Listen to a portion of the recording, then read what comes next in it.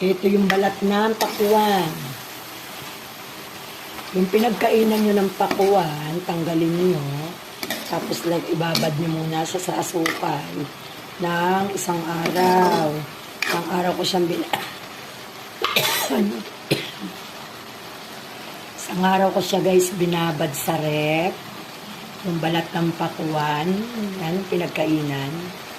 Tapos, yung pinagbabaran ko ng pakuan ng asukal, binabad ko siya sa sugar. Kaya, doon ko naman niluto. Yan, diba? Meron na tayong pang hinaga. So, medyo makunat na. Yan. Meron na tayong pang hinagas. Oh, ano na siya.